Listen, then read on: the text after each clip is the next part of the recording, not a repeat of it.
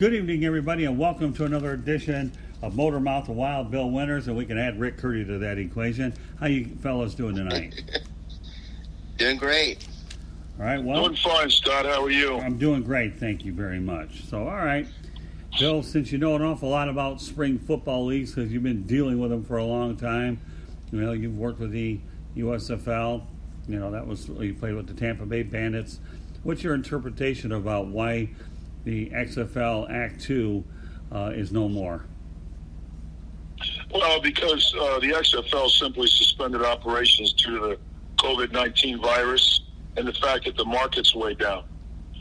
All right, and when you deal with a business, just like every other business that's out there right now, they're having cash flow problems.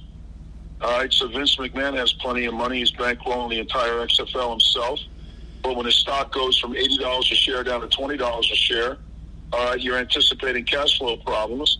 You have $27 million in league spending that would have been anticipated with the last 5 games of the season, and we're not even talking about another, playoff revenue being generated. Okay, you don't have a really good TV deal, but you've got really good attendance and you've really got really good ratings. The only thing you can do is file Chapter 11 bankruptcy because you're going to have cash flow problems if you continue to go on because the federal government's telling you that you can't put people in the stands. So that's exactly what happened here. So it's an anomaly, but, it doesn't make me think that, eventually somebody might pony up because the concept of spring football is a good one. The ratings on the TV and the money they were making previous to this virus, showed that. And this is simply nothing more than a balance sheet decision that any smart business person would do because of the virus. Rick, some thoughts? I agree. This whole thing, this reason the season is gone is because of the coronavirus. The ratings were good. People were going to the games. People were enjoying it. People love the new kickoff returns and all these simplified rules and how the games were quicker, things were going well, and then it's got stopped dead in its tracks because of the coronavirus. And, when you can't play and you got to pay people, and, Vince McMahon is a very smart man. Unfortunately, WWE is having problems too because, he can't sell tickets. Ratings are going down. If he continued funding the XFL and everything, pretty much he'll go bankrupt, so he had to make a business decision. I understand all that, and he filed for bankruptcy. Now he wants to sell the XFL. So we don't know what's going to happen until this virus goes away. Okay, 7 of the 8 creditors that they haven't gotten their money happen to be the head coaches. I think 1 did, and 7 of them didn't. So, yeah, I'll tell you what. When Bill, we've talked about pre-planning before. It was really good that they had those camps. And I think that was good to see a lot of these players get opportunities and all the things that you and I have talked about on previous shows. They're pre-planning to get players in. So here's a league that had a lot going for it. Bill, you've talked about the NFL collective bargaining agreement. Now, I know as part of the new bargaining agreement that there would be more jobs available. Do you think that had anything to do with the XFL or not? Knowing that the roster size will increase? No. Okay. Not at all. They're 2 separate business entities. I told you that the owners, they're into making money. They got that extra game, and they wanted that TV accelerator clause that gives another $6 billion. Right. And so what they did is they just let the players who are young, because 65% of the players are not well read, didn't really read the thing, just saw a pay increase from $490 to $710 and another 130 jobs, and are concerned coming out of college that they want to make money. So the owners took advantage of them, and by offering this collective bargaining agreement, and the TV contract people said, if you can get these players to sign this collective bargaining agreement, all right, then we'll go ahead and execute this TV accelerator clause for 2022. And pony up another $6 billion, and the owners want that. So, of course, the young players, being naive, took the bait. The older players that have been in the league for a long, long time are trying to say, not so fast, my friend, slow down. Okay, but they didn't, and they can't, I guess there's union rules or something that says you can't recast a vote once union employees vote. So they're stuck with the deal. It's a good deal, but it's not as good as it could have been. But it's never going to change because the owners have all the money and the union's very unorganized, not well run. It's always been like that. All right, let's talk about the rules. Rick, you alluded to it. What rules did you like, Rick, and then Bill follow it up? Well, I love the kickoff. When they wait for them to catch the ball, that was great. Made it safer. I love the 10-minute halftime rule. I love that there's no red flags. I love it that they don't flip a coin where the home team gets to decide whether to kick it off. Those little rules they had. I love how it was so much transparency in where they had people microphone where they would microphone the analysts up there who were determining who like the instant replay. I think that's what a lot of people loved about the XFL. There was a lot of transparency. They made mistakes. They owned up to it. Unlike the NFL, when something bad happens with the officiating, Roger Goodell disappears, and they act like they didn't do anything wrong. So that's what I think people liked about the XFL. It was just much quicker, much simplified. It was safer, and there was a lot of transparency in there. Bill. Oh, I agree with Rick. I'm still the jury's still out of those kickoffs. I'm a traditional guy. Football's football. I didn't really like the kickoffs. It still took some getting used to. But I did like the 25 seconds between plays and the instant replay and it being transparent with them being in the box, being able to see, what that person is seeing so you can kind of see if you're getting jobbed or not. So I saw some good things there. But I also saw one or two things I thought that, they might want to eliminate. But when you're really looking at what I call AAA football, maybe it's a good thing because then you can get guys on film and see how they do, and then when they get them to the next level. I know the Alliance League, they used to only have certain blitz packages that they could use, or there would be a penalty. So, the XFL kind of ramped that up a little bit and took that out and played more pro football. But I also think that some of the things they did were really, really good. But one or two of the other things I thought were a little cheesy. And I don't think the NFL is going to adapt, but I think they will adapt a couple of the other things. Well, okay. I also like the neon yard markers. I thought that was pretty cool, where you can see from the sidelines, the second down and fourth down markers instead of them just being these things you turn over. There was more of a digital clock type thing, which I thought was pretty cool. What were the things that you thought were cheesy, Bill? The kickoffs. Okay. All right. When I played pro football, I was the wedge on the kickoff team. Oh, okay. Okay, and that's a big play in football. I think to dumb that down and have a kicker 40 yards away and have guys run 10 yards, they're being wimps. I think that's, again, everybody's so concerned about this, so concerned about that. And I'm saying this is a violent game, play violent games. There's safety involved, but you don't have to be a cupcake and capitulate to everything the left is screaming about. Now, I'm sorry. One of the things that's unfortunate, and there'll be a lot of unfortunate things that come out of it, was the Texas Rangers' old ballpark got converted into an XFL football stadium. Rick, I know you've endorsed the idea, and I'm glad that they turned it into a football stadium. But, the city took a bit of a hit knowing that they thought they were going to have a commitment on that stadium. What do you anticipate them using that stadium for down the road? Bill and Rick, both of you can chime in on that one. I feel like it potentially could be a good investment. You had some really good coaches, but we'll stay on with the Texas Rangers old stadium first. Whoever wants to go ahead, go ahead. They're gonna. They have a soccer team there of the USL. North Texas, and they're going to be playing there. So it was for the XFL and for the soccer team there. So they'll be playing there, and I'm sure they can have like concerts there, or maybe some type of movie at the park or something like that. What I love about what they did is they didn't tear it down like most things do. They tear down, they build it up, and then 20 years later, it's an eyesore. It's old. We got to get rid of it, and they build this brand new ballparks, and then they destroy it with just I think terrible. I love what the Rangers did. They just refurbished it. Yeah. And, of course, nobody anticipated the coronavirus to come here and just wipe out everything. And now the soccer season, of course, is on hold.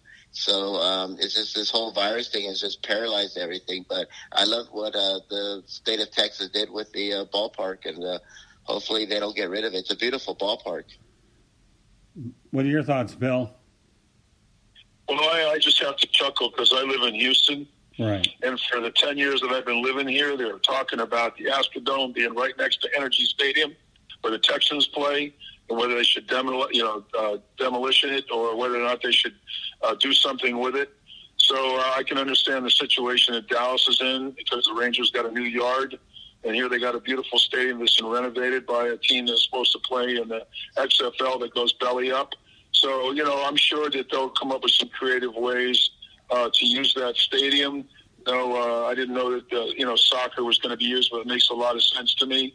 I know that the XFL was using a lot of the soccer stadiums in the MLS. And, what's really interesting is the MLS is another organization that we'll probably talk about that's probably going to take it in the shorts.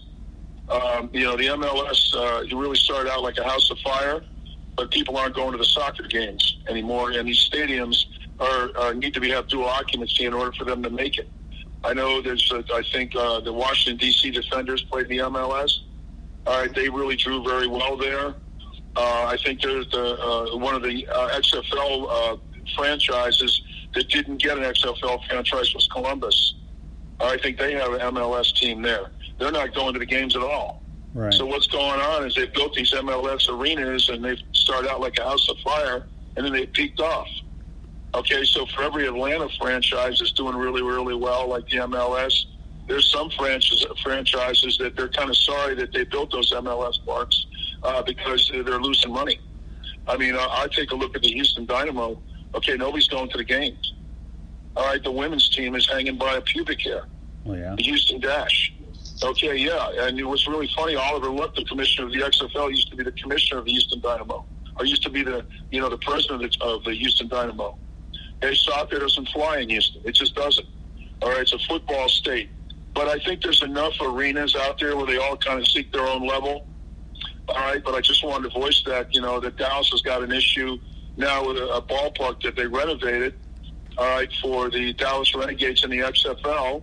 They don't have an MLS team, all right, but they may get one, now that they've renovated that park, which would be a good move for them. Right. But, every city has its own unique situation with stadiums, that are kind of obsolete or need to be renovated or torn down. Each city makes its own individual, it makes its own individual history. Rick talks about Charlotte, a baseball team in Charlotte. Mm-hmm. I've been following on Instagram. Mm-hmm. I live in Tampa. I have a house there in Tampa. I'm a longtime resident there. But, I know right now that as soon as they build a ballpark on I-4 between Orlando and Tampa, they'll solve that problem of Tampa Bay being a small market team. Right. But they're about 5 years away from doing that, and all these .com people are in there buying up all the real estate around Ybor City. Right. So, now that we have this coronavirus, you see some things that might have played out and done really well in a healthy economy that may be tabled now for 4 or 5 years because everyone is sucked in wind financially. Let me point this out to you guys. Both of you are making excellent points. I remember when the Atlanta Braves moved over to SunTrust Park, and Georgia State ended up buying Turner Field, and they turned that into a football stadium for their team. That was brilliant by Atlanta.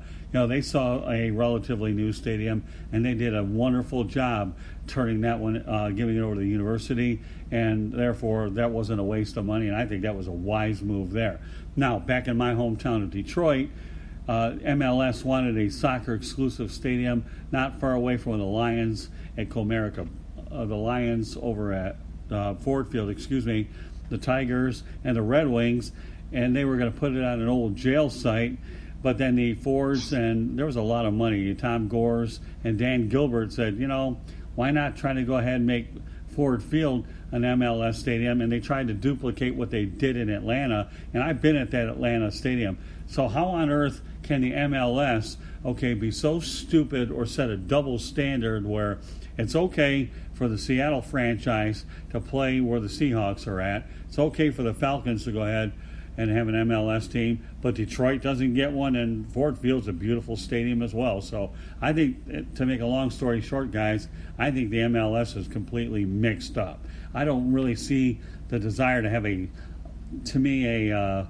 soccer-only stadium. I can understand certain markets would do it, but if you have a viable stadium that can be converted with the lower bowl to maximize the 25,000 you need, that's fine. Now, that's unfortunately the downfall of this whole XFL debacle is when you see a team like St. Louis. The Battlehawks had some great attendance numbers at the Dome, and I still think that St. Louis, to me, is an NFL city, although the Cardinals left and then the Rams went back. I think part of that was their own doing, that they should have gone ahead and tried to make an attempt to build an NFL stadium. But by then, Kroenke was determined to go back to L.A.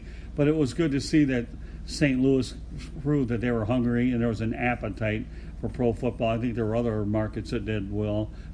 Obviously, Seattle will draw anywhere. So what are your thoughts about some of the teams that are left over that turned out they wish it could have been, but otherwise it was not meant to be?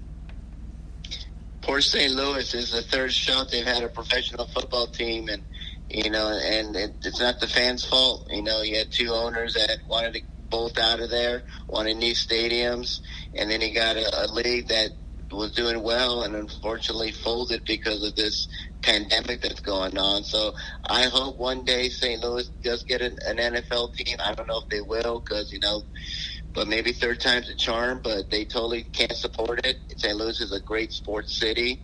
They love the Cardinals, they love their Blues, and they love pro football. They can totally support it. And, I think the owners of the NFL, instead of moving the Chargers to Los Angeles, which to me is the most idiotic thing I ever heard in my whole entire life, they should have looked at St. Louis as a possibility. Well, Bill? Well, St. Louis is the one who took it in the shorts the most during this XFL bankruptcy. $1.6 million they still owe for the lease payment on the Dome at America's Center. All right, now if you want, and in addition to Bob Stoops, $1.083 million, and June Jones owes about $583K. Now, when you do Chapter 11 bankruptcy, it's a good bankruptcy, but you've got to settle this unsecured debt. So if they don't fix the Dome lease in St. Louis, the next time another team tries to come in to have a spring league team, it's going to be very tough, because they're going to sit back and go, hey, we got burned, for a lot of money on our lease, and we want that money first before we even consider you guys to have another team there. And I think they'll get it done. When I looked at the bankruptcy documents, our guys analyzed it a little bit. They still had $5.6 million in cash. And Vince McMahon is floating some loans for $9 million to get some of this stuff paid off. One of my buddies who works for the LA team sent me a text, and he got paid. All the players got paid. So they're going to do, I think, a pretty good job of making sure that the creditors get something. Well, they'll consider allowing another team to come in and play ball there, should there ever be a market again for spring football.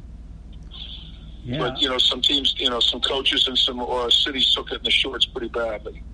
Yeah. Yeah, I think so, too. And you know what, Rick, let me point out something that I really totally agree with you on, and that's this, okay? I don't think the Chargers should have been the team that went to L.A. I thought the Raiders should have gone. I don't know where you would have put the Chargers, but the Raiders had a previous following in L.A., and to me the Raiders have a following everywhere, although they had a sweetheart deal in Las Vegas. And now the question really is, will that stadium even be ready? I know we're getting off topic a little bit, but just entered my mind. Will that stadium in Vegas be ready for the 2020 season because of this? Who knows? Yeah, that's a big question right there. Who knows? I mean, this virus has stopped everything in its tracks. So we don't know. I mean, maybe they'll play at Sam Boyd Stadium. All I know. I mean, no, actually, I don't think they will. I think some of the areas that they're talking about where actually one of them was San Diego. The other one was Salt Okay. Lake City. It was the other one. I can't remember the third team. Oh, yeah, that ain't going to work. Yeah, and That's then the other Salt one Lake. was actually Phoenix over at Chase Field because they're all within 4 hours away. So, yeah, Salt Yeah, I Lake. can see Arizona. Yeah, I can Chase see Field. Arizona happening. Salt Lake City, no. I mean, I remember the Stallions of the Alliance, and they drew like 4,000 there. I love Salt Lake City, and I thought, what a great place. And I saw the attendance there. It was dreadful. So, Well, yeah, I think Arizona would be a good spot. But the Raiders should have went to Los Angeles. It's Raider town. I'm from Los Angeles. Everybody loves the Raiders. Right. People don't care about the Rams. They definitely don't care about the Chargers. How the owners decided to let Spanos move the Chargers to Los Angeles is some I don't understand. I mean, they could even sell out a soccer stadium, and whoever was playing there, I mean, the Steelers would go there. It looked like Pittsburgh. The Raiders would go there. It looked like Los Angeles. Right. I mean, it was crazy. And, I mean, I just feel bad for the Chargers. They're not going to support him in Los Angeles. They need to put him back in San Diego or maybe moving to St. Louis somewhere. It's just it's sad. I feel bad for the Chargers. well, believe it or not, Rick, I think for a year, Salt Lake City could be okay. I know it's 6 hours away, but because they put them over in that stadium where Utah plays their football, I think it's far-fetched of the possibilities when I think about that. But, Bill, let's go over to spring football for a second, okay? They had a team in San Diego, and Mike Martz was the coach. I don't think they drew that badly there either. So in one league, you got St. Louis, right, Bill? And now in the other one, you have San Diego. And now both of those cities that were hoping for pro football have been burned in back-to-back years. What are your thoughts about that, Bill? Well, I think it's going to be several years before we even have somebody step up that has the cojones to pick up where Vince McMahon left off. That's the first thing. The second thing is I'm looking at it from a global point of view, all right, in this in a thing, and I just think it's going to take a while for people to go to the games and feel comfortable with 60, 70,000 people in the stands. I do know that from an economic model, we got to start doing something. We can't sit back because if we continue to do this over the next 2 or 3 months, we got people already talking about how the depression in the 30s, this is going to be 4 times as worse. So I think what you're going to basically see is, and this is just my personal opinion, is we're going to get started going, but these players are going to have to take major pay cuts. Football is going to have to take major pay cuts. I think that we're going to have to basically, I have to laugh. Well, maybe we're going full circle. Maybe we're getting back to realistic because, you know me, I have a real issue with a player making $16 million playing quarterback in the National Football League. Okay, I just don't. I mean, I look back and I go, this is all entertainment. But where's this money coming from? Well, it's coming from TV contracts, okay, and advertising dollars. Okay, the owners have to seriously consider, how badly their product's going to be hurt with this coronavirus. Okay, and I just think that we may be getting back to a little bit more fiscal responsibility. I think a league that's going to struggle incredibly difficult is the NBA. I do too. I really, truly do. I just think that it's going to go back down to survival of the fittest. And I think that the days of guys making the kind of money that they're possibly making, I think those days are over. I have a real issue right now with watching a bunch of college players where 70% of these guys aren't going to be in the league in 2 or 3 years, and they're 21 years old and they're being handed $30 million. Oh, no doubt about that. That rankles me. I'm sitting back and going, I think that this is going to be a good thing in the long run. I think the market's going to bounce back really well, according to our president and financial experts. But it's going to be a hell of a bounce. I think the next month is going to be absolutely brutal. But I think, we're going to get started in around June. I think Major League Baseball is going to lead off. But right now, people do not want to hear this. Okay, the journalists or the smart ones are keeping their mouths shut. Baseball keeps leaking out these plans, for what they want to do. Nobody wants to hear that right now because we have an issue right now. How are we going to get this virus under control? How are we going to make sure that we know who has it and who doesn't? Okay, and as soon as we get that done, all right, and then the next thing is we got to start getting people to start following sports. So it's going to be a slow-moving wave that's going to gain speed. But I honestly think some of these franchises that have been greedy, like the Raiders, okay, like the LA Chargers, are going to take it in the shorts and be sorry that they did this and because of the fact that they're not going to be able to generate the revenue they anticipated, because things are going really, really well, and all of a sudden it's come to a grinding halt, and then we get pummeled. This is survival of the fittest, social Darwinism. Okay, I know right now that there's 400 guys that play professional football in the XFL. Okay, and 56 of them got jobs. Okay, in another 2 months, they're probably 90% of those guys are going to be out of the league or on developmental rosters. All right, so we're kind of, like anything else, it's like a graph. Right. Since 1906. You see that graph go up, go up, go up, and then there's a real big downtick and a bounce. Then it comes roaring back. Okay, and I used to learn in the stock market, and, I was a victim of program trading in 87 when I retired. Okay, it's bad enough that I have to deal with an NFLPA that can't handle a $750,000 account because the clowns up there have a program that's an eminence front.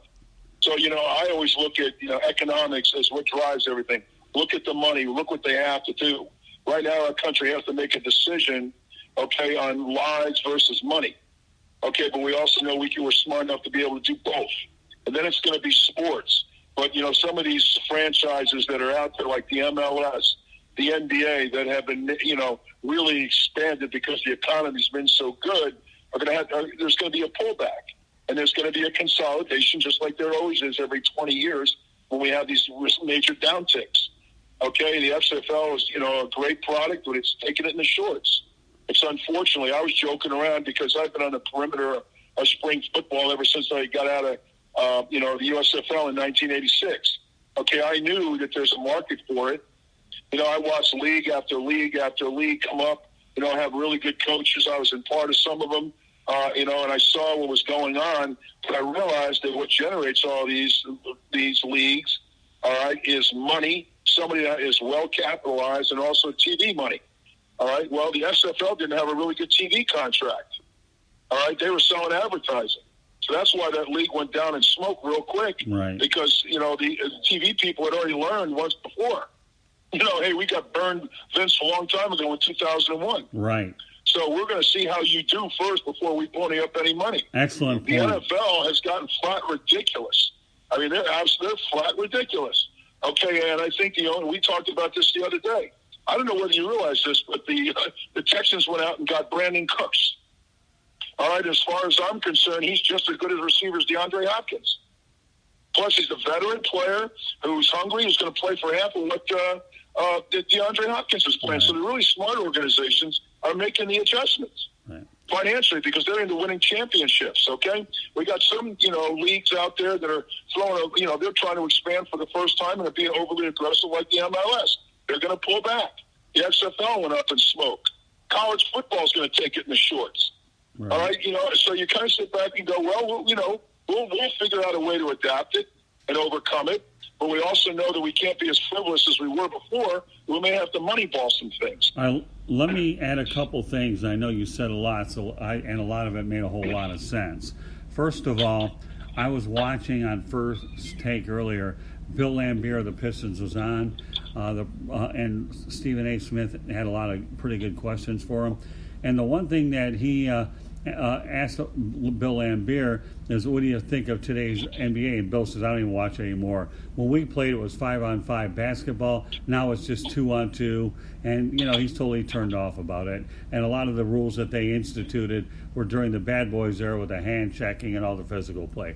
That's item number one. Item number two, Bill, we've talked about the pre-planning of this league for a long time and the payroll. Do you think that they had too big of an aggressive payroll for certain positions in the league? Because I know for a while, I think you said it was like a weighted scale, if I heard you correctly, that, certain player positions get paid more money, and that was part of the problem, or do you feel it wasn't as big of an issue? Well, you mean as far as building a team, what players get played what? Well, yeah, you talked about quarterbacks getting more money. Okay. Yeah, all right. Let me give you an example of what I'm talking about. Yeah, right now, one of the reasons why they had to get DeAndre Hopkins out of there is that, the guy is a veteran player. He wants $20 million a year. They would love to pay him the money, but they also have to look at building a team because they have to pay Tunzel, they have to pay Deshaun Watson. No, I'm talking, Bill, excuse me. So there's a pecking order we used to joke around, in the National Football, you got a 53-man roster. Right. You got 7 or 8 guys that make all the money. Right. Okay, then you have your middle-of-the-road guys. Okay, then you have your guys that are up and down development. Then you have the bottom third. As I say, they're up and down developmental rosters. Guys getting injured, guys getting put in, so you got to know your place. Okay. As far as I'm concerned, you can play in the National Football League, but you better be a starter or you have no leverage whatsoever. Yeah, I'm alluding. All right, so now you got a team. Go ahead, Scott. What are you going to say? Yeah, I'm alluding to the XFL. Okay, not the NFL. I just want to make sure we're on the same. Well, the XFL, everybody got paid the same. Yeah, but I thought you said that some of the more experienced guys got a little bit more depending on the position and the veteran quarterbacks and all that, unless I misunderstood. Yeah, well, there were a handful of guys. There were a handful of guys that got a little more extra money at quarterback, like the quarterback from Dallas and all that stuff, because they put fannies in the seats. Right. But overall, most of the guys got paid the same. Okay. All right, so, it's not as big an issue as it is in the National Football League, where you've got to be very careful how you manage the salary cap. Right. Okay. Just want to get clarification on that. Rick, what do you want to add to this? Sure. Well, it's like I said, I agree with Bill Laimbeer. I haven't seen the NBA in 7, 8 years. It's unwatchable to me. It's terrible to watch. A lot of these young players, they're getting this ridiculous amount of money that they don't deserve, all guaranteed, by the way. And, they're really going to be hit hard. A lot of the sports are going to get hit hard, but the NBA will get hit hard a lot. It's just, to me, it's just unwatchable. It's just all shooting. I remember watching the game. Scoring 50 points was like, wow. Now it's like, oh, okay, so now scored 50 points. It's just a shooting league. There's no defense. It's like the NFL where you touch, the quarterback at the 15-yard penalty. To the NBA, you touch somebody or you breathe on them, you walk by them. It's like a technical foul. You're out of the game. It's ridiculous. So I agree with Laimbeer with the NBA. It's terrible. Well, I don't, and you know what, guys? I covered that sport with the Pistons for a lot of years when I was living back in Detroit, and those are some great days. You talk about playing defense. You talk about guys earning their minutes, driving the lane. If you went back there and drove the lane, you have a headache that Tylenol can't get rid of, man. I'll tell you what, you probably needed an ice pack. They clotheslined you. Yeah, that's what they did too.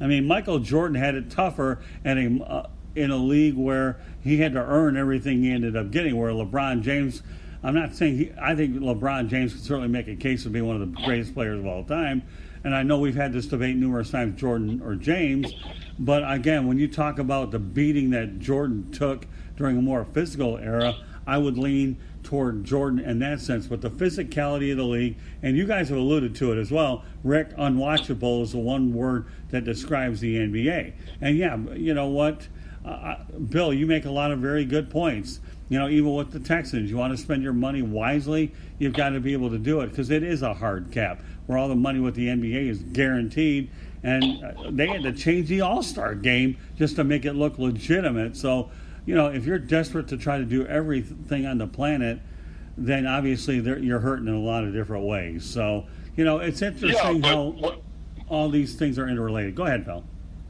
Scotty, what I was going to say is, we've had some really good, I love sports. Unlike you guys, I love the NBA. But you understand that I can't watch a game unless I have money on it. Because I'm there to make money on it. Okay, that's just it, okay? And you need the sports handicap worse than you ever even know. I've been doing this for a long, long time. I can remember sitting back and people thought I was odd because I'm going into Vegas with a laptop, okay, and going down and taking the casino's money. Okay, and everybody thought, oh, you're a degenerate gambler. I said, no, I'm just ahead of the yield curve. I'm saying this is the information age, and I'm getting all this information, okay, and I think it's better in the stock market. And then I can sit back and enjoy a game, and I'm not betting large sums of money, and I can sing for my supper. So my grandmother used to do crossword puzzles, and that's why she lived to be 99 years of age. I've been sitting for the last 35 years watching 12 hours of sports a day. That's why I'm a heck of a coach, and that's why I trust my instincts these days. But I've got money on these games, and I'm not betting large sums of money, so I really enjoy it. Well, that's exactly what the kids are doing today. Right. Remember, Scotty, I told our audience a long time ago that I've always been 10 years ahead of the yield curve. Right. I've got a union that can't even keep up with my net worth. Why do you think I'm doing this podcast? I'm out here to educate people as to really what's going on so we have a better country and they can make better decisions about themselves. Right. Now, all I'm going to say is the NFL the NBA, the Major League Soccer, the girls' sports and all, it's all growing in leaps and bounds.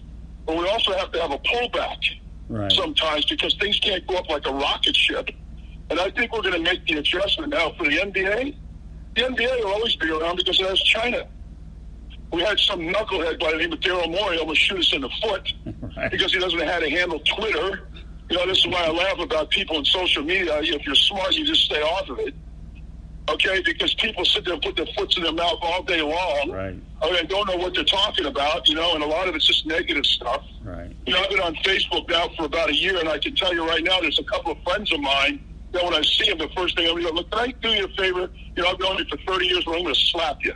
All right, because you're all negative. You got some kind of syndrome. You're spewing all this fucking hate, and your opinion means nothing because you're not as well read. So everybody's got their own ideas, but and now we have journalism where everybody out there is not doing the straight reporting. All they're doing is injecting their opinion. Right. All right, now you got podcasts and everything else. So you sit back and go, as long as you do journalism the right way, and you're positive, and you're realistic in your expectations, it can be a good thing. But when you're out there with political agendas for journalism and putting out fake news and all this other stuff, you're going to have a pullback as well. Right. So, you look at, where we're at, and I think sports is in a healthy place. I think we're going through a downtick big time. I think we're going to come out of this better off than a lot of people think. But I think sports is going to mean a lot more to people.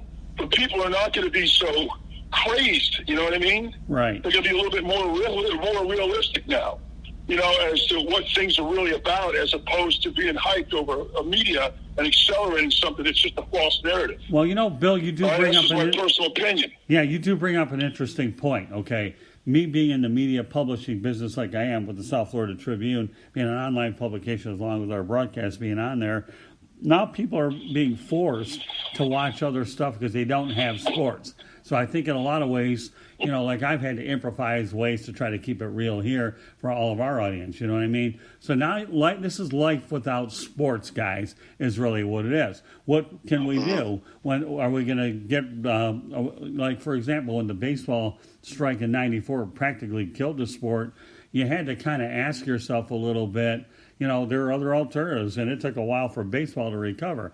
So I guess the thing that I want to ask both of you guys is this, okay, COVID-19, how many more leagues will fall by the wayside, and how much more damage can COVID-19 actually go ahead and we'll have more casualties to other sports leagues? Because apparently the one thing we definitely agree on is the XFL actually wound up dealing with financial suicide in the sense that COVID-19 led to the quick demise of the league, because I thought the quality of the football was actually pretty good. Rick, lead off. You're going to see a lot, not just league, you're going to see a lot of businesses not come back. Look at AMC. They're going to file for bankruptcy. They're one of the largest movie chains in the world. They're already thinking about filing for bankruptcy. A lot of these companies are not going to recover. Some will. Some is going to be very difficult. It'll take a long time. The problem is we have no idea. The experts have no idea when this thing's going to end, because this is something that's brand new. We're not used to seeing something like this, and we have to get it under control. It's gotten maybe a little bit better. I know, like in Los Angeles or New York, it's gone down a little bit, but I mean, it's so bad that even when it's a little bit, it's still really bad. So it's going to take a long time, but unfortunately, a lot of these businesses are just not going to recover. And, sports will recover, but it's just going to be a while. And maybe a lot of good could come out of this. So we'll see what happens. But right now, it's just a big question mark because we have no idea. This thing could last 2 weeks, 2 months. We just don't know. We're learning a lot of new stuff every day about it. All right, Bill, what's your take? And then I have 2 more questions before we wrap up the broadcast. Go ahead, Bill. Well, the only thing I can say is whenever you have a pullback, the big swallow the small. So you're going to have a lot of companies that are going to go out of business in the restaurant business, a lot of small mom and pops, a lot of small grocery stores and that kind of stuff, and the big are going to swallow the small. That's just the way it is. As far as sports, you can line it up. Football, we top. Quite frankly, the ratings we were getting to the point now where nobody was watching anything but football. You know, the XFL was actually drawing the NBA. That's So there's a true. pecking order. Right. Okay, there was a pecking order: football, baseball, basketball, hockey, and then you have women's sports and then soccer. So some of these, you know, we're going to have a lot of consolidation in a lot of these leagues. All right, just because of cash flow, just like a normal business, just like in the shopping business. You know, you got Bird Irons and you got all these other companies, and a lot of the things that are going on now is you can buy everything online. True. And streaming and everything else. So there's a whole new way of maybe coming in and watching sports. Okay, I've got. So see how it's all going to be who's well capitalized and who isn't. I got 2 quick points, and I do want to make these quick. Okay, the WWE looks like they're going to be able to do business here in the state of Florida, thanks to the Governor Ron DeSantis. I don't need long points; I just need some basic, quick opinions. Bill, lead off with the fact that could Florida be the one that helps jumpstart it, knowing full well the governor's giving it go ahead. Obviously, no fans, but at least some sort of entertainment because they ruled that as an essential business. Quick comment, Bill. If Well, it's yeah, I think possible. yeah, and I also think that the WWE is already setting it up because Ronda Rousey just kind of quit and is running her mouth about how this is all fake and everything else. And I think all they're doing is working the American public into a big Hulk Hogan-Ronda Rousey match, okay, to get jumpstart them because it's like P.T. Barnum in the circus, okay? And I agree with everything she says, but the wrestlers are getting upset because they still want to play the game that's not fake when everybody else knows it is. So you got an audience that's going to buy all that stuff, and it is what it is. But I kind of see that, wrestling might start doing something like that.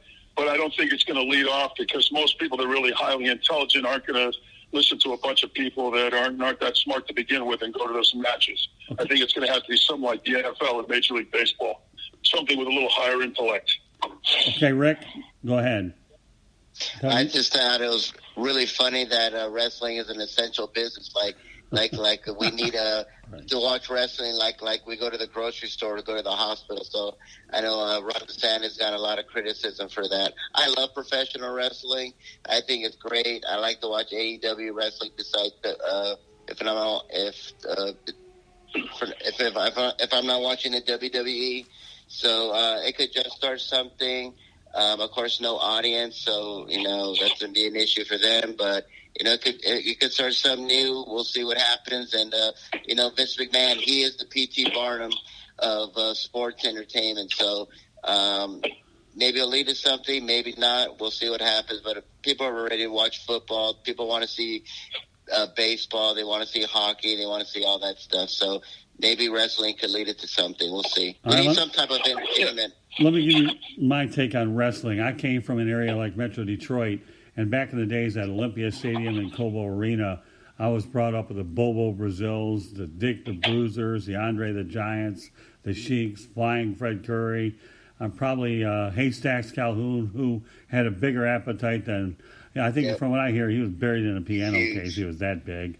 Yeah, he was huge. Yeah, so I mean, to me, I think we all knew that wrestling was pretty good. In fact, I got to say one thing I did learn from wrestling when I had to defend myself. There was a guy by the name of Dandy Dan Miller who actually specified in the arm claw hold, and if I was at a prohibited disadvantage, I took my hands and grabbed him by the underarms, and boy, that hurt. So if you don't have a lot going for you, the old claw hold is pretty good. So yeah, wrestling is good entertainment. We'll see. And I'm actually amazed that you brought it up about Ronda Rousey, Bill, because I was kind of thinking the same way. One other point before we wrap up the broadcast, okay, and that's this. Quick. What are your thoughts about XFL 2020 as a whole? Bill Winters, you lead off, because you probably might be the longer-winded of the two of us anyways. Go ahead. What do I think of it? Yeah, XFL 2020 in whole, as you summarize it. I think, stick a fork in it. It's done for the next couple of years. So there's not a whole lot to talk about. It started out and just flamed out like a shooting star. Do you think there'd be anybody that would potentially buy this league and restart it up outside of Vince McMahon? No, not in the next couple of years. Okay. Wrecked. Maybe never. Yeah, I mean, I agree with Bill. It was, I loved it. I have a lot of the merchandise. As people see my Facebook, I got footballs and all that stuff. So everyone's like, "What are you going to do with the merchandise?" I'm keeping it. I love it. I love the league, and I'm always an optimist. So maybe some way to get, reformed into something. Someone had an idea. Maybe the NFL could maybe buy it, and maybe they could turn it into some type of developmental, or maybe some kind of triple A football for the NFL. But that's the only idea that I would have for it. But they don't do something like that. Yeah, it's pretty much done, and it's just unfortunate. It had so much potential. People liked it.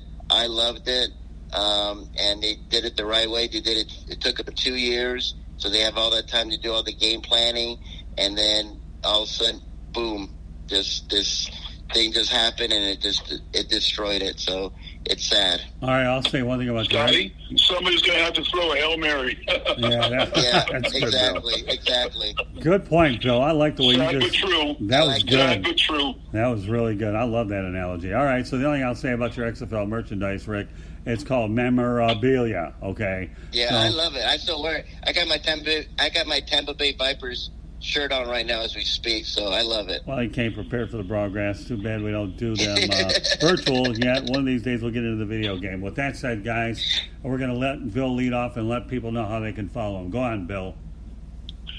Well, you can follow me on Facebook. Just go to facebook.com/bwinters55. Follow me on YouTube, youtube.com/C/Bill Winters55. You go to my website. I'd love for you to order my book. When you go to billwinters.biz, you take a look at the gallery of pictures in there. Some of them are classics. You can follow me on Instagram at bwinters55, at Twitter, Bill, lowercase, and then Winters55.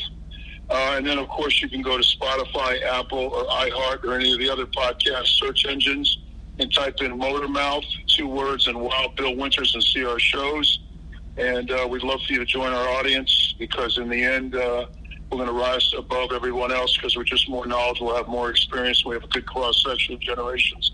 So I'm really looking forward to the challenge. Go ahead, Rick. Our website is www.charlottebats.com. We have a petition on there. You can see how you can get involved. I'm also on Facebook, Charlotte Bats Baseball. We actually have a group page called Charlotte MLB. And I'm also on Instagram at Charlotte Bats, or my personal page at Rick Curdy. And I'm also on Twitter at Charlotte Bats Baseball, or Rick Curdy. You can contact me there. If you have any questions, comments about the show, or just anything in general. My email is cltbatsbaseball@gmail.com. That's cltbatsbaseball@gmail.com. Okay, also, folks, I should point out Bill Winters has a Wikipedia page. It's loaded with good information about Wild Bill. But that said, I should talk about us, the SouthFloridaTribune.com. You can find all the podcasts on the website. You can also find our writers as well. We have regular columnists as well as media distribution partners that go ahead and provide us with information. But you can look for us on Twitter at Tribune South. That's the @ Tribune South. I have a personal page, Scoop, SCOOP, and if you can count to 5, like your 5 fingers, then you'll find the 5 threes. We also have a Facebook page as well. Look for South Florida Tribune and like that page. We're on Instagram at we have South Florida Tribune as well. I am also on LinkedIn. I think LinkedIn, for all you folks out there that don't have it, is such a very, very valuable tool. You never know who you're going to come in contact with to build a brand. I should also ask everybody out there to please be safe. Make smart decisions. Don't go out if necessary. It's our responsibility here on the network to make sure that what we've done for every single show is to hope that we entertain you enough so that it releases you from any anxiety and that you get something out of the show. That's what we want. If you're looking to send us comments about the broadcast, you can do so at South Florida Tribune at gmail.com. That's another way to get a hold of us. If we find any good comments, then we will be more than happy to mention them on a future broadcast, because you know what, without our audience, to me, We really don't. We can have three-way conversations all day long, but like Bill said, it's important for us to try to build the brand to the best of our ability. So there's numerous ways to get a hold of us, and also I want to pay my respects to the first responders out there that are doing everything in their power to make sure that everybody's safe. It's great to see sports step up, providing masks and all the different help that's definitely necessary. So on behalf of Bill Winters, Rick Curdy, my name is Scott Morgan, Roth, the Motor City Madmouth, and just to give you a preview, we will be on again tomorrow. We'll be talking about sports movies. So for all you listeners out there that want to come up with a bunch of your favorite sports movies, we'll be back at it tomorrow night. So meanwhile, guys, good job, and we'll do this again in about 24 hours or so. Good night, everybody.